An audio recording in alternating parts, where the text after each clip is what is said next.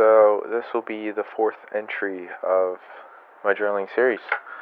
I'm sorry if in this video, I don't know if this will be in the final cut, but I'm sorry if in this video I sound pretty melancholy, or just down. I've just been really tired. I haven't been sleeping the best, but I still wanted to get something out, because why not? I really love doing this stuff, and I'm glad so many of you guys have been able to relate to me and my experiences and been able to, you know, grow and see yourself or express yourself um, through my words. Um, I didn't realize I touched so many people um, on a more heartfelt level, and I'm glad everyone's enjoying my content. So I'm just gonna keep going with it. But today's topic is a pretty. I say that in every video, but it is also a very important one for me. Being obsession. Um, Obsession with many things in our lives, but specifically for me, I have most experience with academic obsession with, I guess, people, and then obsession in relationships. I think that's where I've been able to cover ground most in my life, and I think it's really important to talk about because it kind of provides a lot of context for a lot of the other kind of videos where it fills in those gaps of how I was, feeling at certain times, especially following one of my relationships. And I think it is one of the most deeply rooted things in me that I can't really shake. And that has been such a defining part of my personality. Regrettably so, because of how destructive it has been on a lot of things in my life. With that, I just want to get into it. I think academically, I had always been obsessed with success. Being the best that I could in my classes and, learning more, driving my curiosity, because I was a really curious kid to begin with. I wanted to learn more about everything and anything possible. Um, I was in the gifted program. I don't know if that really says much about what I have been able to achieve academically, but I was in there, and then through my middle school and high school life, I was in an academic program. I was I'd say pretty rigorous, very challenging on me and a lot of the people that I know, and but it felt kind of like the standard. There was really no other. But yeah, there was really no other place for me to go other than to the top. I felt in my mind, and I wanted to be the best of the best in everything that I could be. I wasn't really interested in sports. Didn't really have much interest in clubs or anything, any extracurriculars, because I think my parents didn't really push that or push me in the direction of any of those things early on in life, so I never really picked it up, or I never felt the compulsion to participate in any of that stuff. So my greatest measure for myself was my academic abilities, and having uh, parents that are both minorities, it it definitely pushes me, like, I think just in general, the expectations for myself have always been higher. since they just want to see me do the best I can, be the best I can, and excel and like succeed, to like make them proud and stuff. And I think a lot of it uh, rests in my parents' expectations of myself. Um, I think a lot of the obsession that I built up with my academic performance was with how, you know, how much my parents pushed me to like keep straight A's and do my homework whenever I needed to. Um, just being in my household, the environment, my brother was kind of put through the same thing, and we both keep each other in check. Not really compete because technically he's a year older, so I with him that was a year prior, so I didn't really care about it that much. Um, but we would always keep each other in check about doing homework or like especially if I needed help with something, I'd ask him about it. Um, and I think my sister too. She was also pushed in the academic sense to be the best. And I don't think I've ever really been the best. I've been among, I think, the best. The people that are ahead of me are just either league smarter, or they put even more effort into getting to the top than I did. And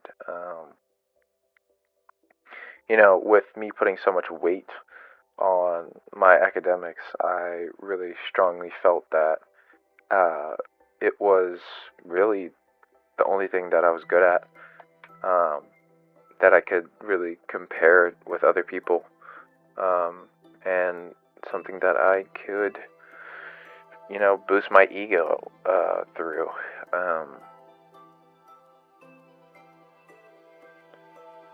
And, without much else to really relate to other people on.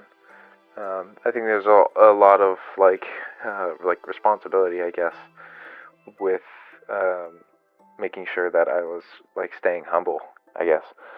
Not getting too inflated of a head, if even though I was pretty good at what I did.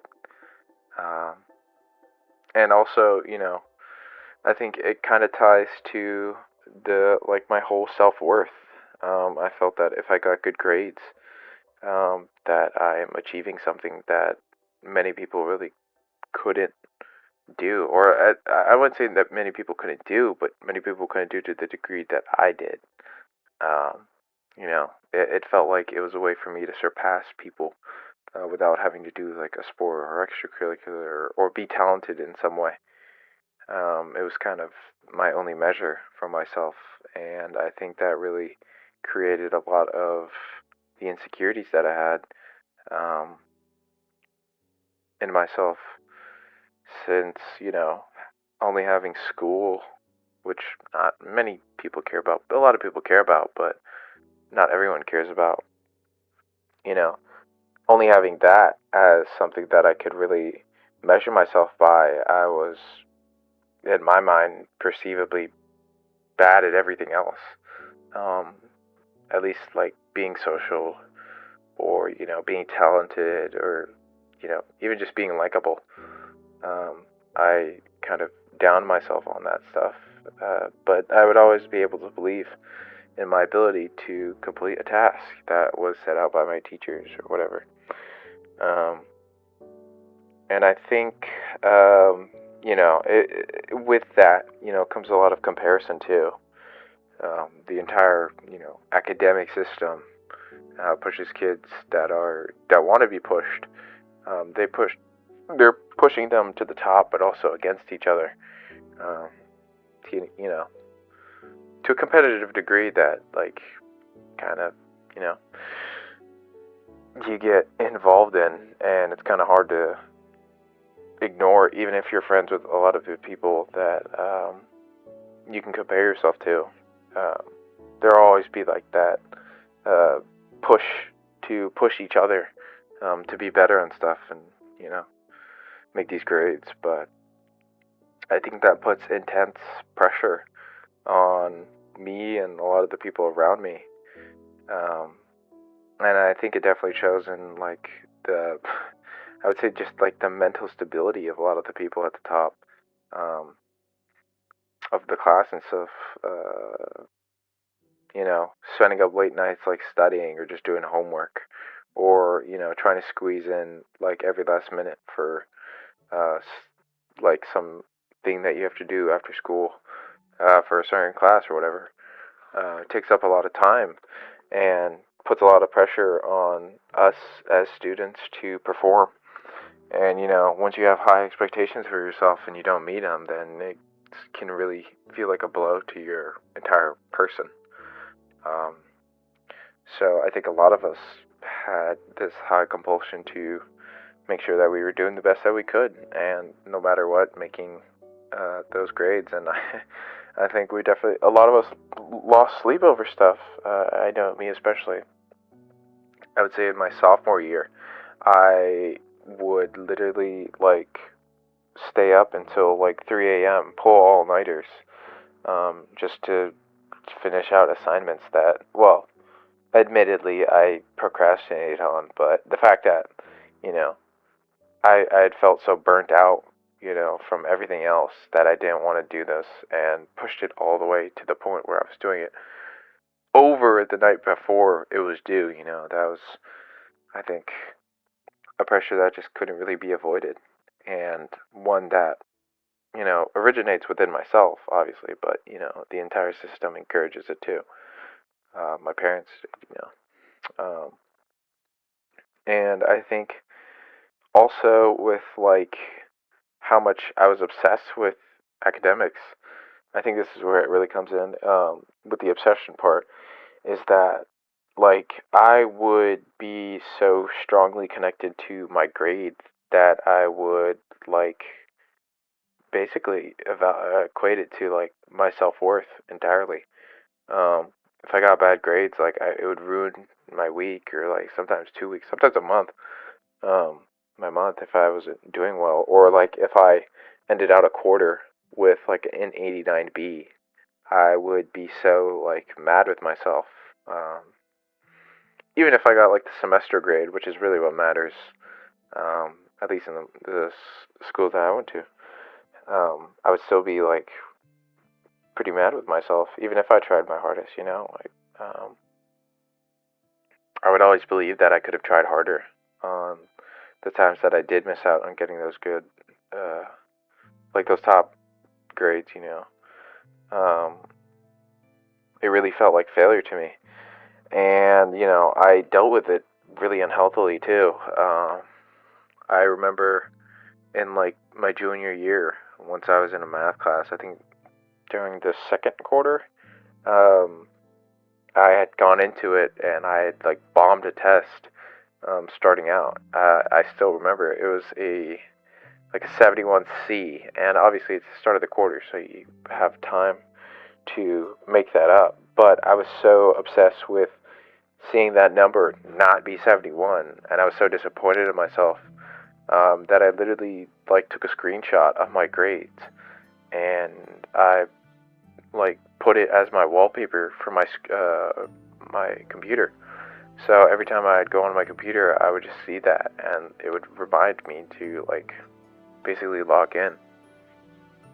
And I think also with that academic obsession, like you really don't give yourself like time to breathe, especially like you're so obsessed with being locked in all the time, being able to study all whatever, being able to do all this work, just to fulfill this like feeling in you, this compulsion to like be, um, academically strong. I think it's something that is really, um, common amongst at least the people that I was around, and I don't think it was really talked that much about, except for I think some parents I would recognize them saying like they were like I would hate being a kid nowadays because of how much pressure they have to perform. I think as time goes on, we've gotten so used to, um, I guess, the youth being more and more like adults, in many ways, but at least academically, I think programs have been pushing more and more kids to being like college level before they've even like graduated. Um, and I think, there's good and bad to all things, but with this like push for more smarter kids, there's also that push for increased pressure on on those kids, and like I think it really hampers the ability for many of us to just enjoy the high school years. And I'm not saying that as like an excuse, because really I signed myself up for it.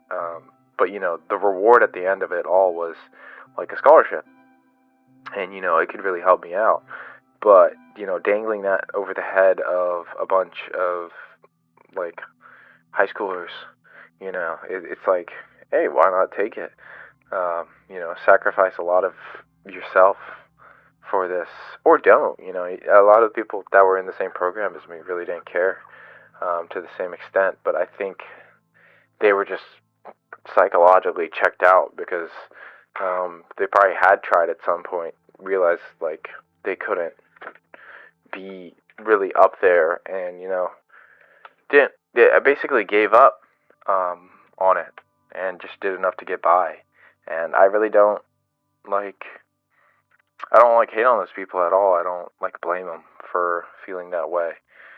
It's kind of just like the same way I feel. I feel that I have to push myself past getting by. Past even just doing all right. I want to be the best that I can be.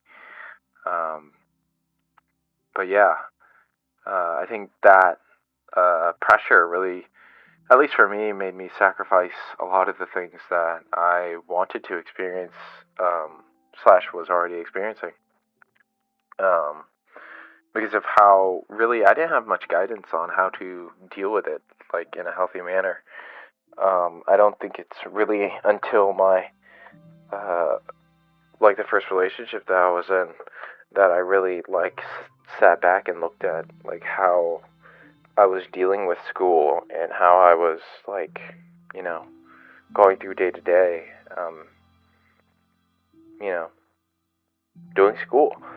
Um, I would, I really didn't have many hobbies, that I could commit myself to because I was just like, well, you know, if I have a hobby, then over the school year I won't be able to do it because I'll be so bogged down in whatever. Like obviously socially, uh, there's a stereotype of like nerds being anti-socialites or whatever. I guess I was just one of them, since I really didn't find it as appealing to, hang out outside of school, even if it was school related. Like people would invite me to the library to like study something, or like, to work on something, and I was just like, nah, I'm good. I don't really feel like it. Because a part of the obsession with academics, I think, is also, or with anything, is really just control and having control over something that you are so invested in, I guess. And I felt like I could really only do my academics by the process that I had, and not really um, be shaken by anything else that other people had presented towards me or their way of approaching it. And I think these like experiences that I kind of missed out on, I don't really mind that I did, but I think about it and how at least it like like how it shaped me as a person, um, moving forward, and how it's going to shape me for the rest of my life, really. Seeing that I don't really have a lot of these things that people can hold close to like their heart or like remember, um, just because of how much I was obsessed with like academics and stuff. Uh, but I think that goes for many things too, just like obsessions with other things. But I'll get into that in a bit. Um,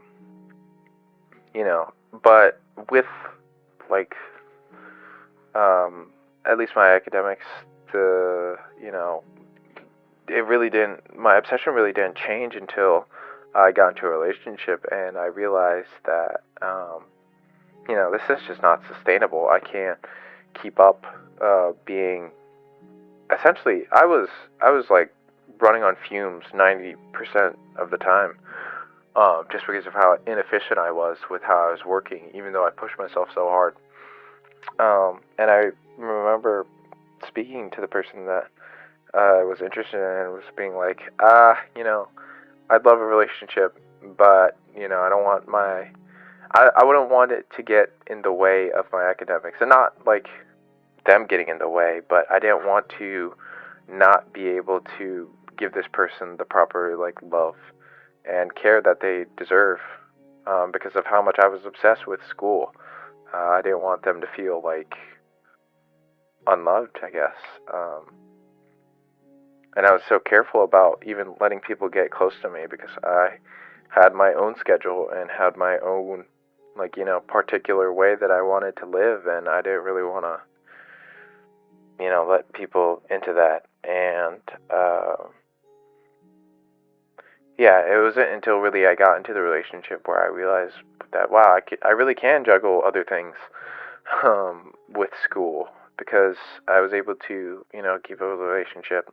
I think I was still really stressed in a lot of the points, um, of it because of school, but I was able to keep up the relationship and get my work done. And if anything, it encouraged me to be more efficient in my work and not just blindly do an assignment for hours on end that really didn't deserve that much, like, attention or whatever.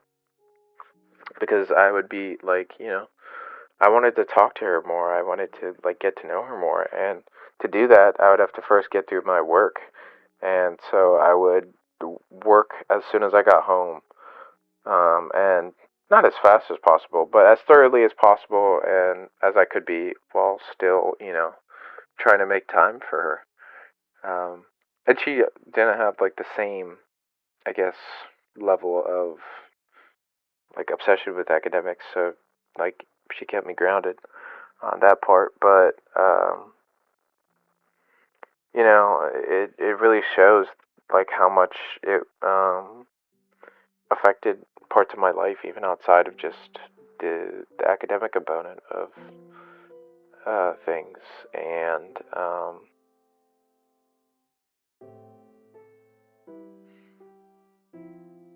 yeah, I think this mindset really has caused a lot of the things in my life that are the poorest, with my anxieties and my perfectionism and my high level of self criticism. I think a lot of it originates from uh, my obsession with, um, like, my academics and stuff, because I wanted to be special in that way. And I think with that academic obsession, I think throughout this entire video, um, many of the exceptions that I had was because I wanted to be special for some reason. I haven't been exactly able to explain that to myself yet, but this compulsion to feel like I am different from the other people around me, different in a good way, not like a monster or whatever. And I wanted to be that with, while still being myself, and I still wanted to feel like I was something people could, like, remember. Uh, I guess I didn't want to be a forgettable person, even though, um, even with how I behaved. And um, but yeah, there's a lot of points where my obsession has created a lot of danger towards my personality in my life. Oh yeah, I remember where I was. Um, yeah, this compulsion to feel special, um, was something I could really only achieve through my academics. I felt, that I really wasn't talented enough to do anything else or be anything else other than, the guy that is good at doing work. Um, I could always measure myself like quantitatively with it, and my teachers would do it quantitatively or qualitatively. Uh, and I always wanted to help people too through it. I wanted to be at least really good at something that could help others because I wanted to feel like useful to the people around me, since I didn't think I had much to offer other than my academic abilities. I'd always volunteered to do people's homework or whatever, or at least help them out in a lot of the situations, because it satisfied this feeling in me, I guess, to be something to other people. Um, and I guess I'm okay with that part, but I think the bad that came with my obsession really doesn't really outweigh the good that it caused. Um, but yeah, um, I think since I already mentioned it, I guess a little bit in the academic component, I'll probably talk about the relationship part of being obsessed, which is a very, you know, I wouldn't say like a sensitive topic, but it is a very like particular topic that, I mean, I guess there's a movie about it now, but I think it's something that is talked a lot about, but not really um, taking a real like glance or look at, um, like deeply what causes it at least. Um, I think it's just a lot.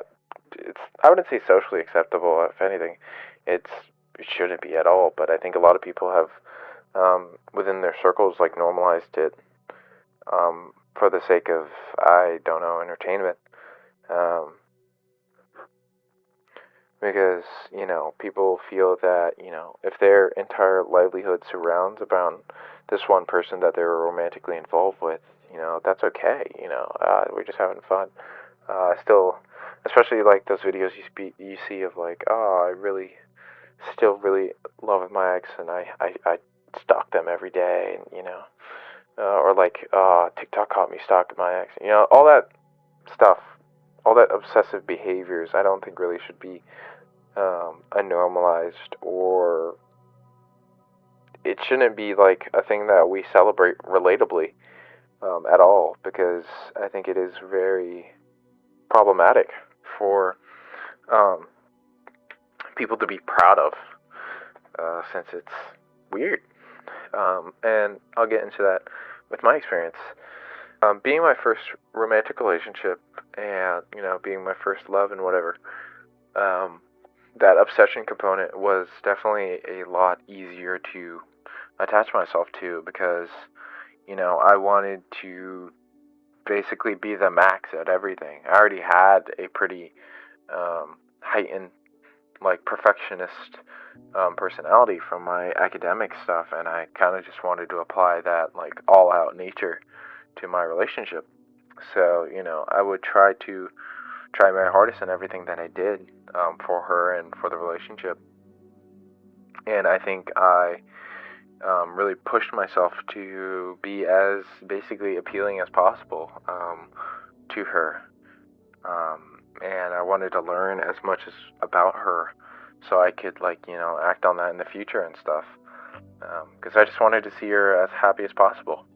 Um, I really just you know wanted the relationship to be as joyful, since she had made me so happy.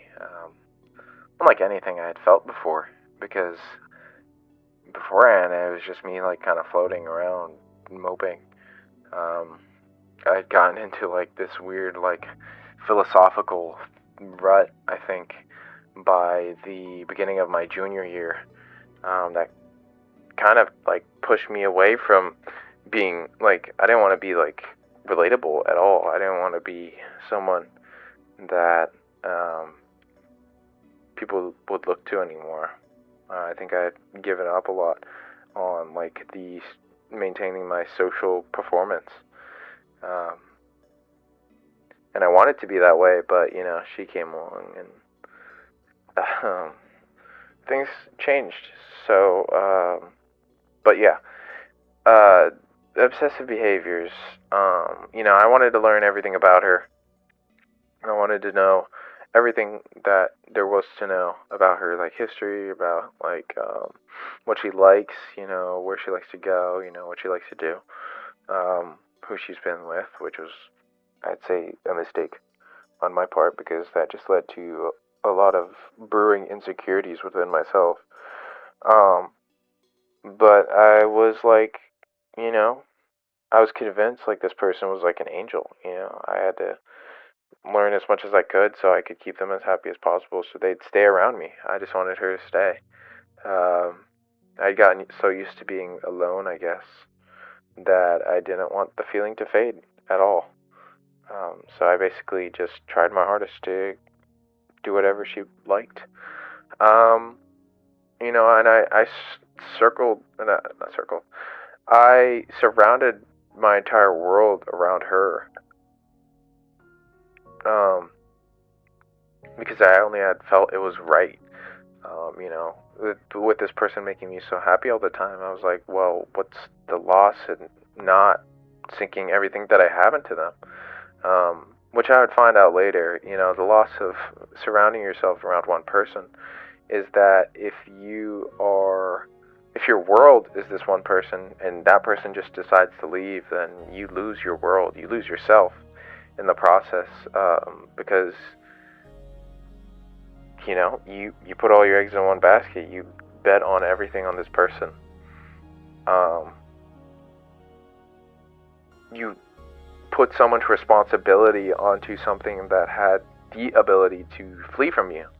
Um, that's such a dangerous move to do because, like, if your entire happiness is like your partner or your entire like will to live is the person that you've been with, you're resting a lot of responsibility on someone that might not want that responsibility, might not even recognize that you've put this onto them.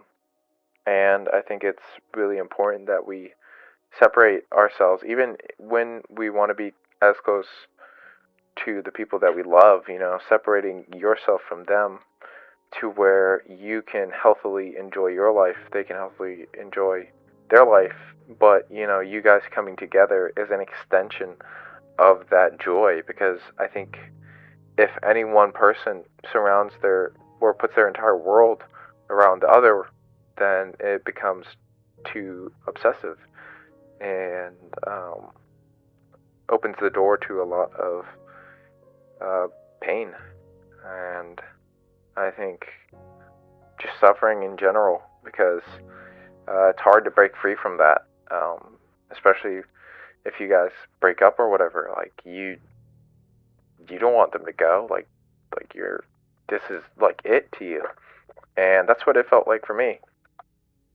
Um, because I had made my purpose basically just making her as happy as I could, and I really felt there was no other reason to live other than for her.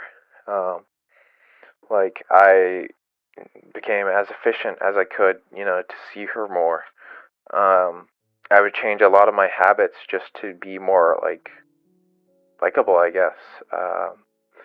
I would text her as much as I ever could. Um, and I just wanted to be like I just wanted her to be everything for me, and for that to be reciprocated. But uh, I'll come to find out that I wasn't. And with eventually our relationship coming to an end, that obsession really doesn't subside if you've been, uh, I guess, feeding it so much. You can't really just, once things end, unless you really drop off a cliff, I don't think that obsession really goes with the person. And she never really, she left, like, the relationship, but we were still pretty close. If anything, we were just as close, basically, right after it happened. And for a while, I guess, it faded over time, but um, we remained close, and, with nowhere else to go, I had even sank more into being with her. I had already felt this certain way with her whenever we were romantically involved with each other. So I figured, like, what's the loss in, you know, seeking myself back into her as much as I could? If anything, I had felt more compelled to do it more because I was like, well, if I try harder, if I love harder, if I be more appealing, maybe she'll love me more. Which I hate to burst anybody's bubble, but that's really not how it works. Once someone's made a decision to break up with you, that's it, man. Like, you don't really have anywhere else to, like, that's their decision. They've thought about that for at least a couple days. I think there's, like, obviously illogical ones that are, like, dumb. Like, why you guys broke up over something really small, but I think even, like, small things being the initial reason is still rooted in a larger issue that one side or the other has been thinking about um, for a while, but yeah, it's just comes to surface whenever things get rough, and it's just best that you guys go your separate ways. But I heeded some of the warnings of my friends. They would always tell me to, like, focus on myself and pick up a hobby, or, like, spend time with friends, whatever. That's like the basic advice that you get. But with me being so obsessed with this person, I was like, no, no, no. I know exactly what I'm doing, and I've got it all under control, which I didn't. I really didn't. I didn't have anything under control other than my perceptions. Like, I didn't even have control over my own emotions because you know I let myself get so attached to this one person and attributed so much of what it meant to live to this person, what it meant to be happy, what it meant to be content in life, that it was like I didn't want to unlearn any of that. Like, I really didn't see any point in it. And I think a lot of it also came out of fear. Um, you know, with the relationship ending, I was like, if I don't do this now, then the only logical thing that could happen is that she's going to find someone else, and they're probably going to be better, and they're going to, be happy together when we can be happy together. And I think I can do this. I really think I could do this. Like, I don't want to. Why would I give up now? Yeah, yeah.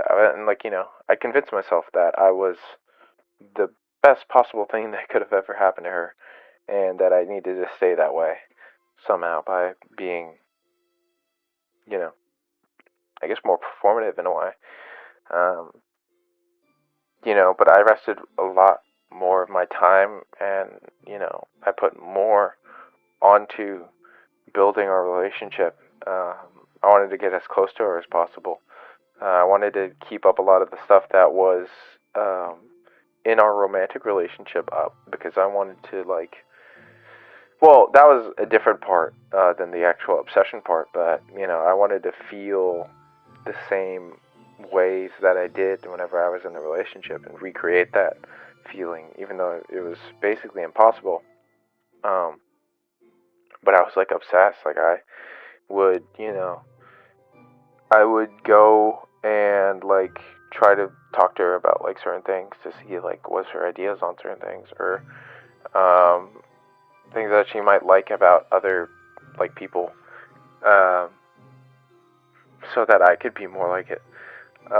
Like what I talked about in my earlier videos, she, I, I guess I don't even know how it happened, but we talked about body types one day, and, like, she was like, I like when guys are, like, more skinny and stuff, and I was like, okay, what if I starve myself and stop eating so I can be more like that? Even though, like, that was not her intention at all. She was just saying, like, what her type was. Uh, I took that to heart. Like the music that she listened to, I wanted to listen to it more and force myself to like it, even if I didn't, so I could be more, like, palatable or, like, relatable to her. Um, I wanted to do more things with her. Like, play video games. I wanted to work at, like, the same place that she worked. Um, over the summer, by the time summer came. But all of that was in an effort to maintain this obsession that I had with her. And, I was just wanting to reform something. Um, I just wanted to like keep telling myself lies so that I wouldn't have to feel the pain of loss, I guess. I didn't want to lose. I didn't want to lose her because she was the only person that made me feel that way. And I couldn't let go, obviously. And, um,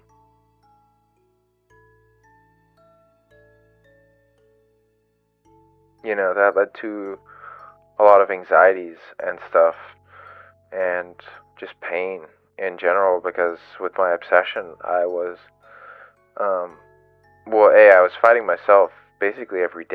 With like the obsession having such a like presence over my life, I think every night I would, snap back to reality, or at least myself would tell myself the reality of things, and I would know that, this is not going to work.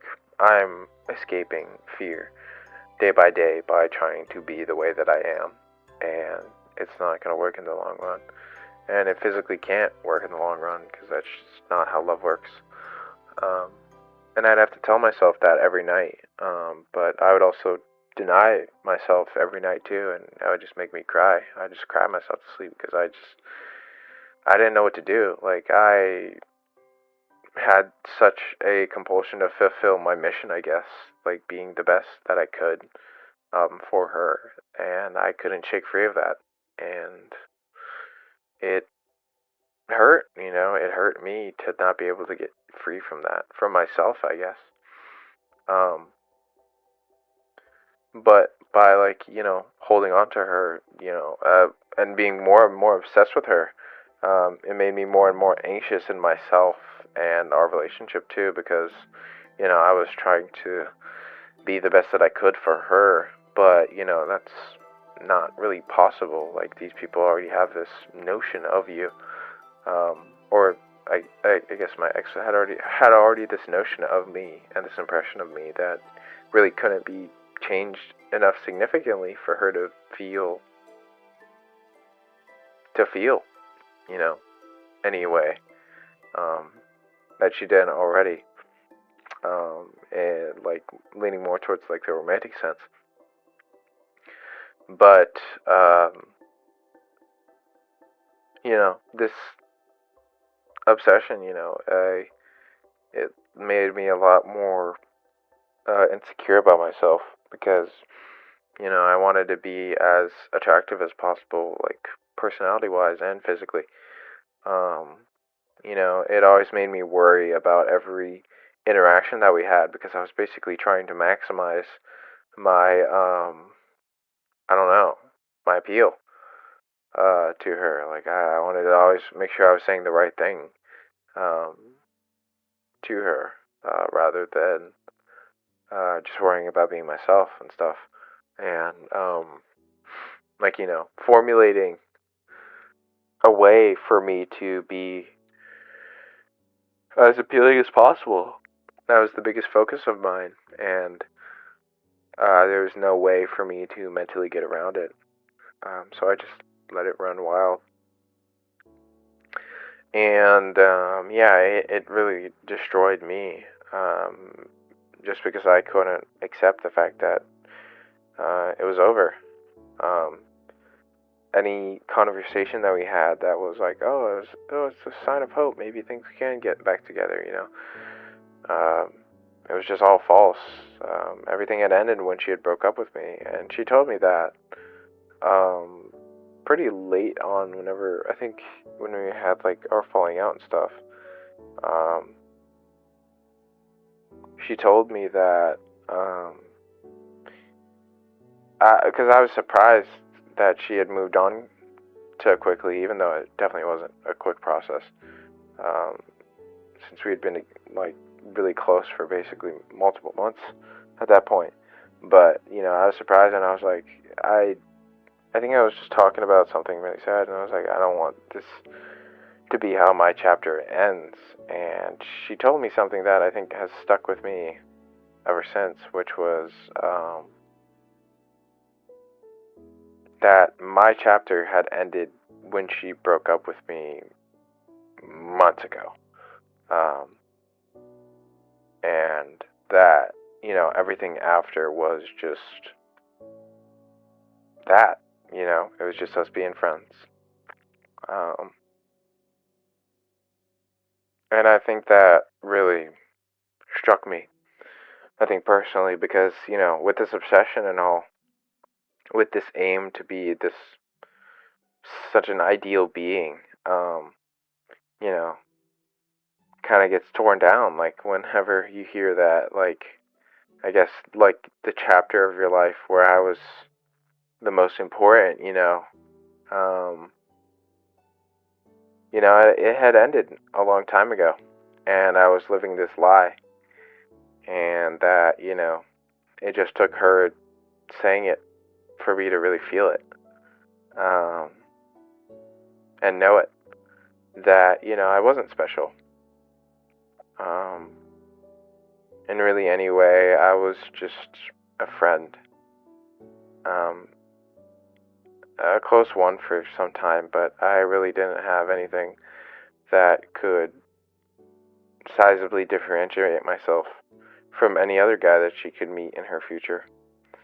Um,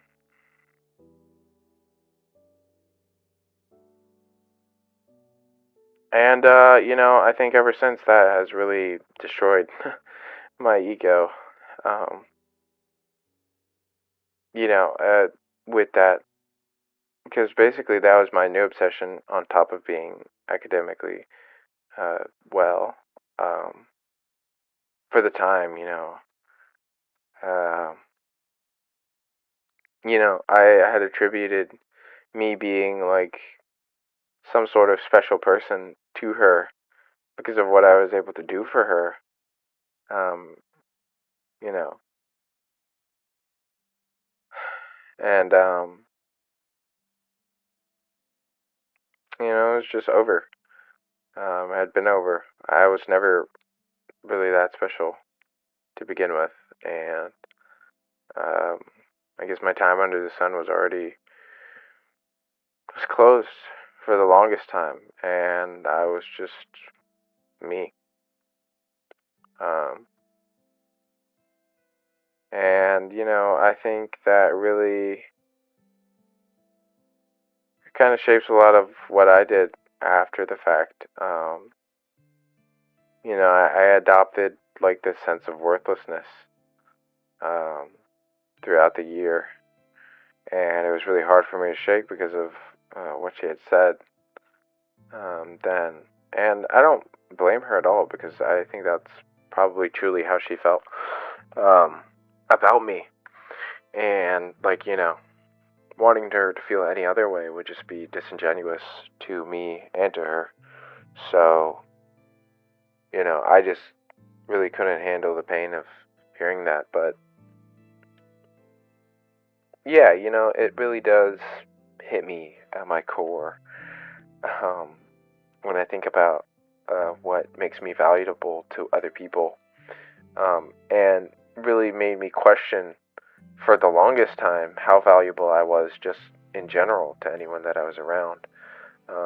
Because, you know, since I was so obsessed with her, um, I was like, so focused on her that I really didn't have much other people around. I had kind of isolated myself to be with her, even though she was just living out her life. She was being with whoever she wanted to be with, like her friends and stuff. She was just living, but I was living for her and only her. And you know that that centering, prevented me from like being social with the people that I had like made social connections with beforehand.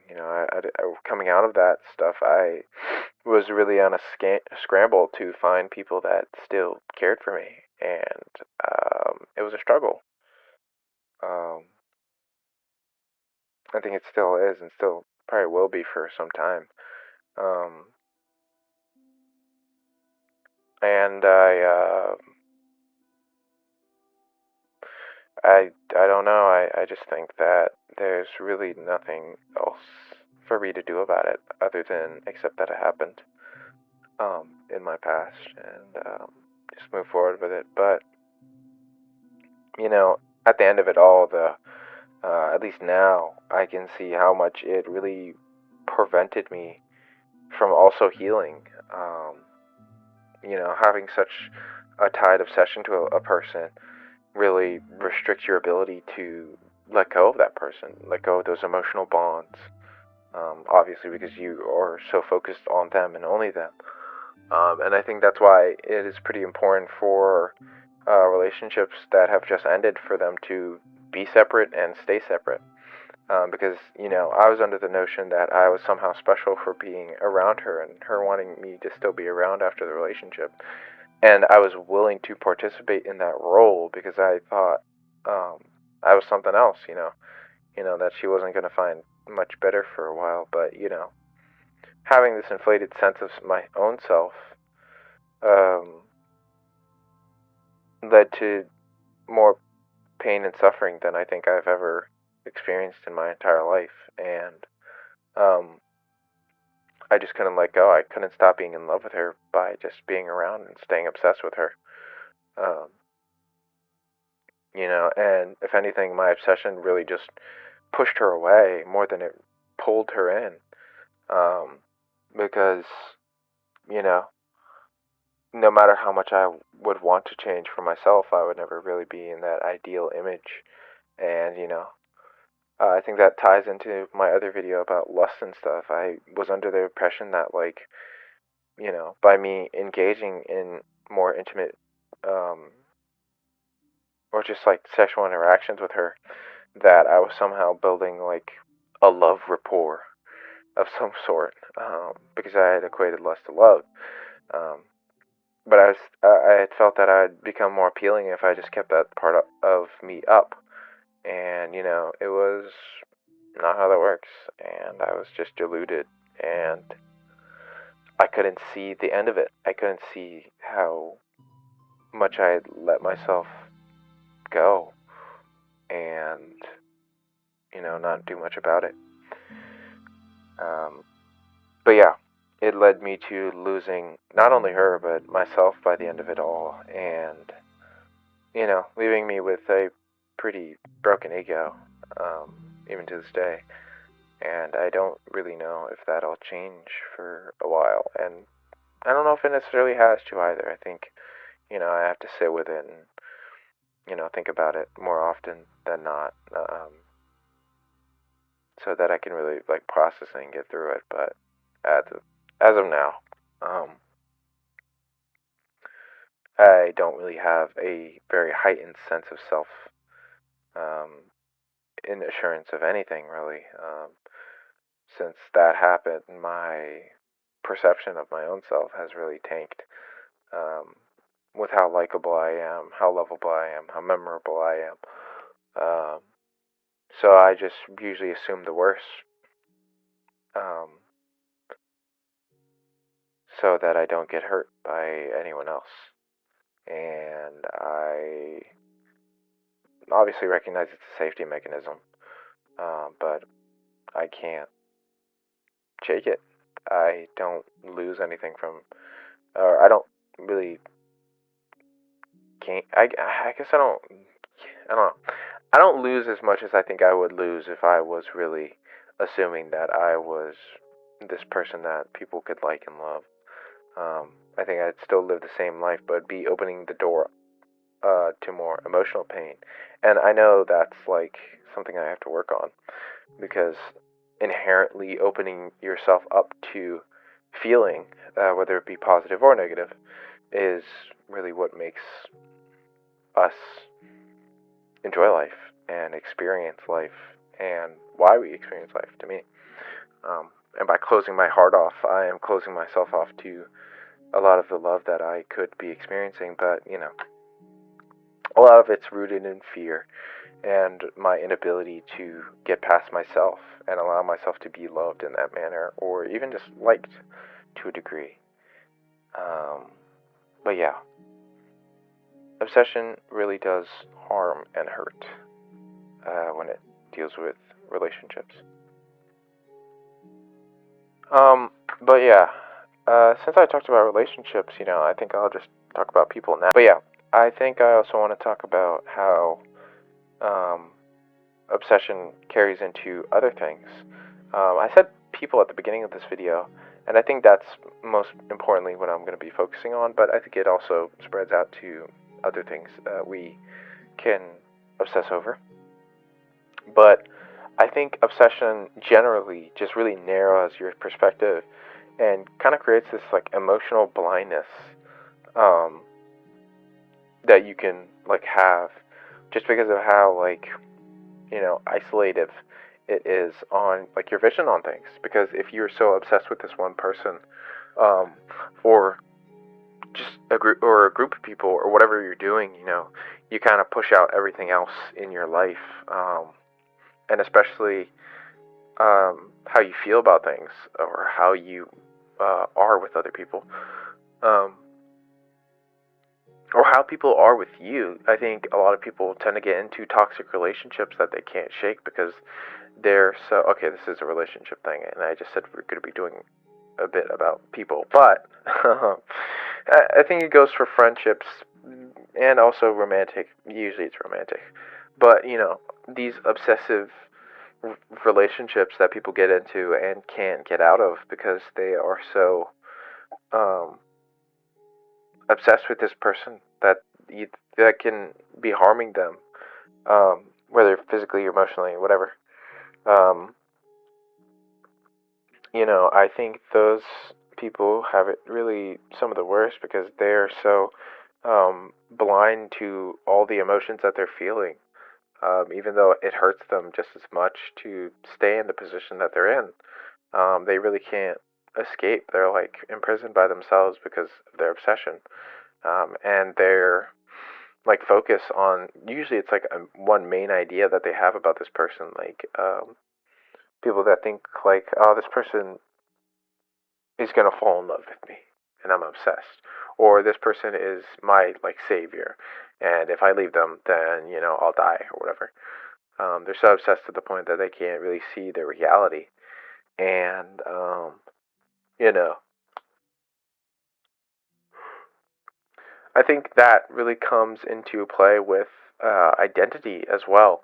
I think people have the tendency to get so obsessed with other people and how they live and how they function and kind of forget that they are their own individual themselves and have their own agency on things and their own ability to be expressive and have their own personality. Because I think people attribute themselves so much to other people that they idolize or think are very attractive or something like that, because they really don't know where else to rest themselves with. They don't know who else to identify with. So they get overboard and become obsessed with these figures that you see in like the media or celebrities or influencers, or whatever. And I think it could be really unhealthy because you're not original. Like you're not you. There's nothing that sets you apart because you are basing your entire life or like a lot of your life on this one person and this one person acting in a way that is not you. Um, and I think those people that are obsessed like just don't see that at all. I think like the like whole stan culture. I think it can be like fun to. It is fun most likely for most people, but like for some people it's their entire livelihood. Like if you insult their favorite artist, then you're just insulting them by proxy. Um, I think it also spans into other things, like just people in general. I think a lot of what racism is, or many of the other isms like sexism, whatever, uh, like homophobia, I think it's also this obsession with those groups that are being, um, like hated on or discriminated against because, you know, these other people have such a compulsion to tear these other groups down because they're usually obsessed with how they live and how they, how they're affecting their own life, even if they aren't. how they're affecting the lives of others. Um, and, they can't see from at least like a third, um, not a third person, they can't see from an external lens how they are spending a lot of their own life thinking about others that don't think about them at all. And, by them being so obsessive is really what's creating the problems um, within those other communities, or the clashing that comes within between different groups of people. Um, but yeah, I think it could be really unhealthy to not have these obsessions with people in check. Um, I think, building your personality around someone, like it just, uh, that you're obsessed about, like limits your own ability to personally grow and, you know, learn your own way through life and make a statement for yourself that really can't be stated by anyone else. Um, and like, letting inspiration get out of control and become like dependent on these obsessions with other people is so dangerous for your own livelihood, because as same goes with like romantic relationships. If anything is ended or like um, tampered with within your obsession, you're gonna feel it just as hard as anything else. Um, and it can really create like this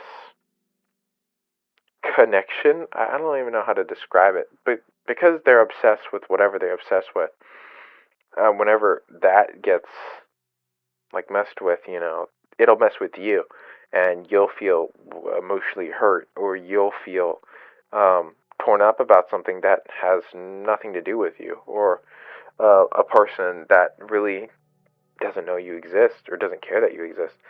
I think it's just bad. I think it's just bad to like of a trait to like be proud of. I think a lot of people also are proud of it, which is strange to me. But with that too, I think I think it's just more of like a ranty thing with me. But I hate for the love of God, I hate um, like celebrity crushes and stuff. Um, and I think that's kind of an obsession to a degree. Because I think, yeah, I think it's okay to find someone attractive that is, a popular figure. Like, I'm not going to deny that Chris Hemsworth is, like, good looking dude. Or, like, Scarlett Johansson, good looking woman. Um, but I think having, like, a stateable, or not even, you can even have one, I think just being so public about it, or, being so outward about having a celebrity crush on whoever is kind of strange, because um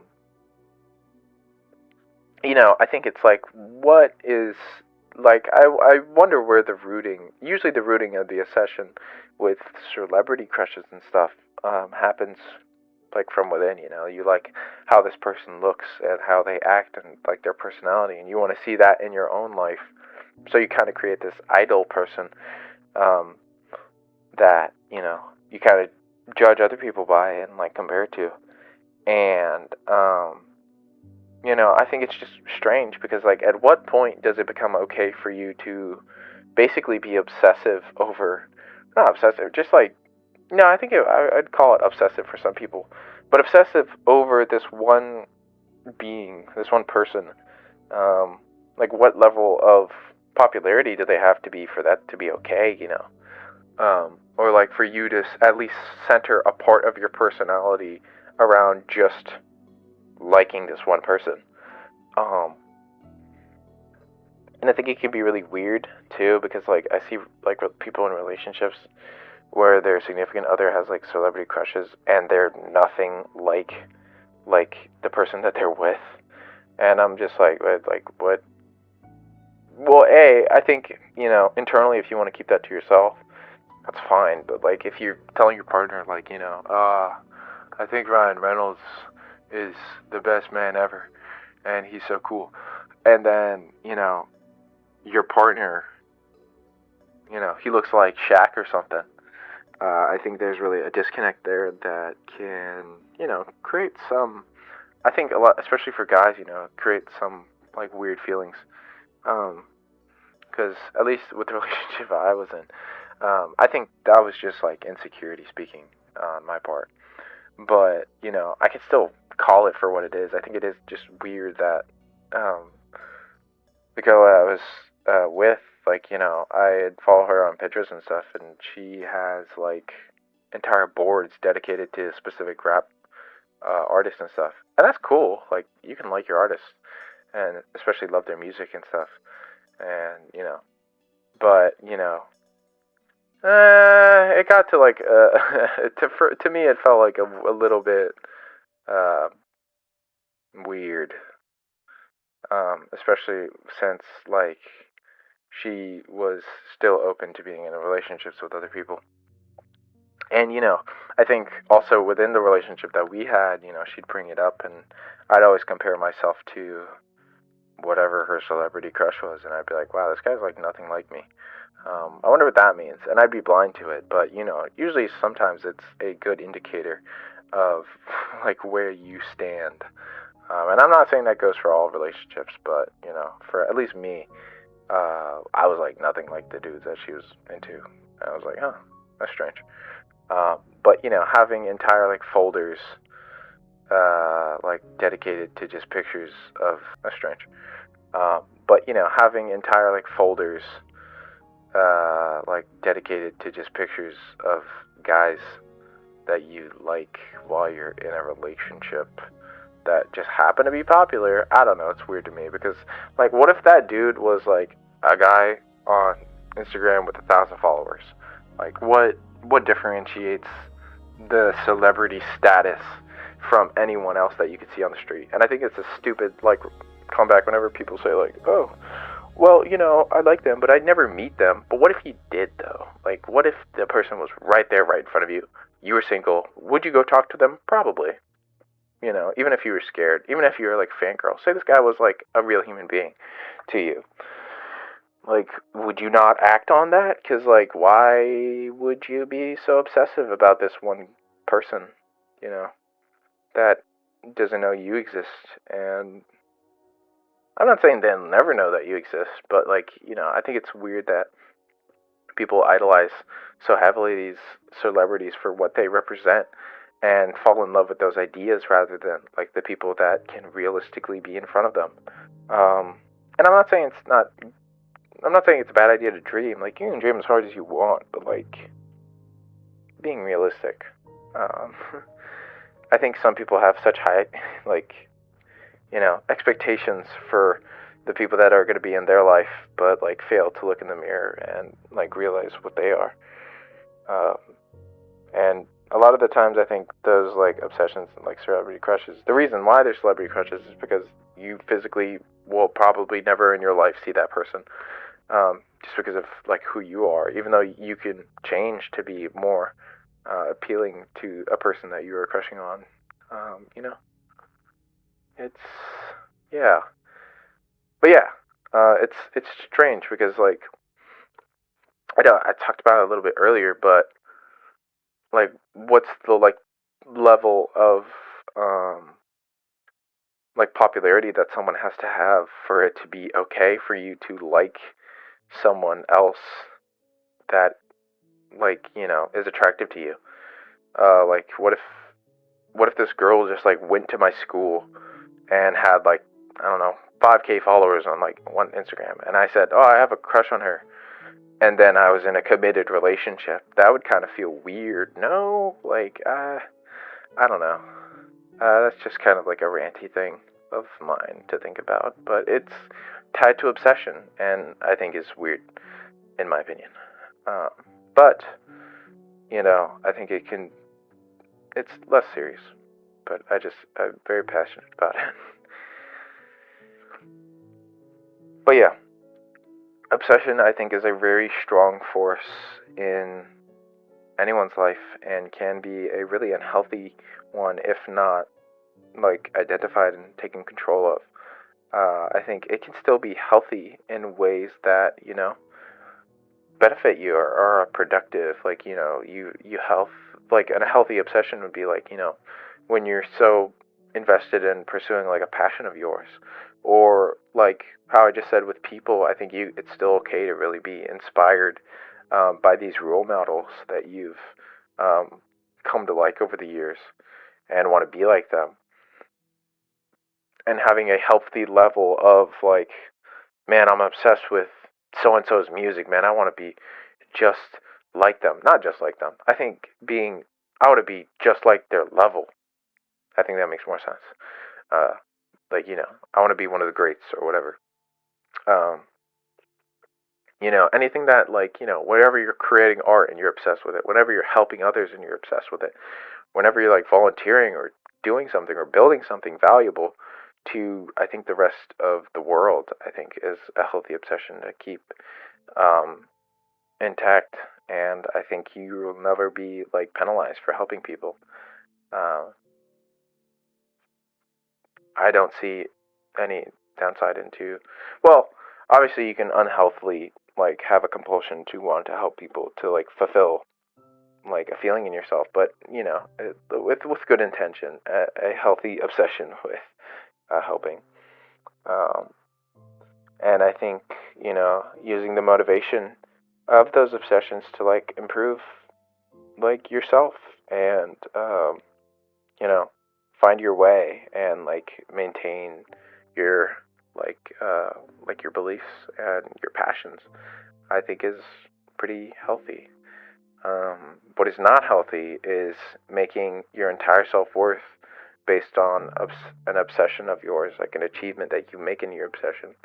um, making another person, whether it be romantic, someone you know online, someone that's just a friend of yours, anyone, like making your entire purpose surrounding around them, I think is one of the most unhealthy obsessions that you can have, just because of how much it takes over your life and how much living you're missing out on just by um, resting so much of your time and effort into usually a person that doesn't care for it.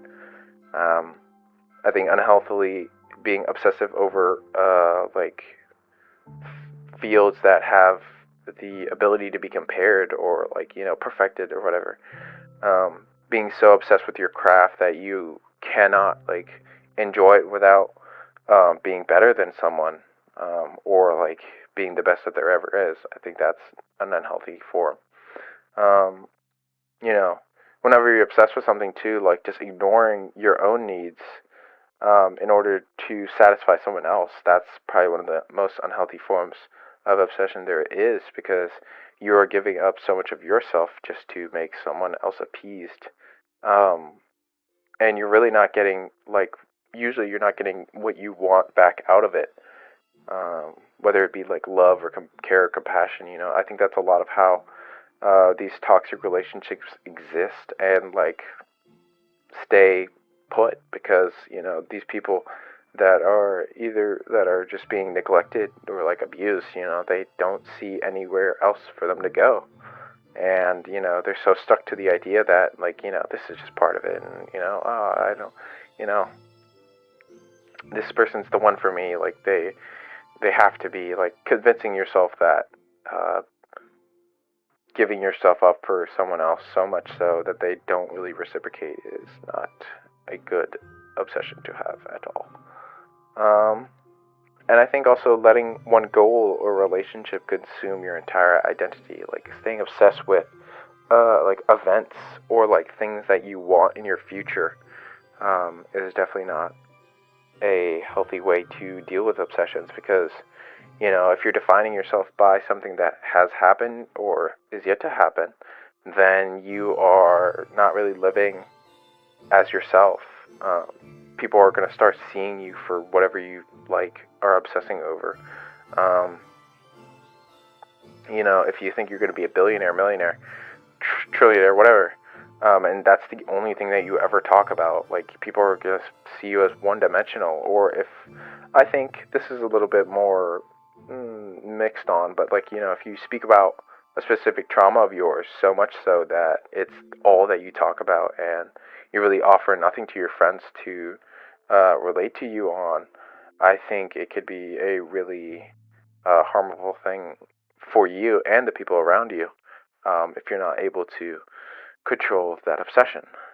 But yeah, obsessions are something that we all probably have to encounter at least once in our life, whether it be within ourselves. Obsessions are something that we all probably have to encounter at least once in our life, whether it be within ourselves or with people around us. Um, and I think it comes from the desire to succeed, and I think that success, in the grand scheme of things, usually means not that much if it's getting in the way of your own health or your own way of living. Um, and I think, you should still be able to enjoy life without having to center your entire life around one thing in particular or like a group of things. Um, I really think that obsession is really just overblown passion, and I think passion can really be the thing that enhances your life. And by letting it consume your life, you're creating obsession for yourself. And I think you have to have a healthy relationship with whatever you're passionate about in order for you to live healthily and soundly and content. Um, I think, a lot of relationships, you have to be able to like balance them out with um, how you like love and care for the person that you care for.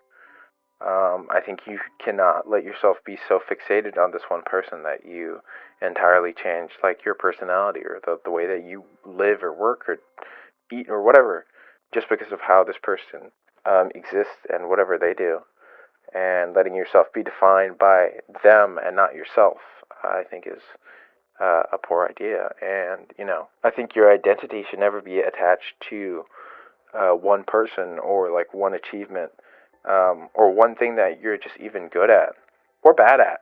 By obsessing over like the result of something, you are really limiting yourself to whatever you did. And I think by like obsessing over it, you can't really be much of a deep person. You can't emotionally or physically grow.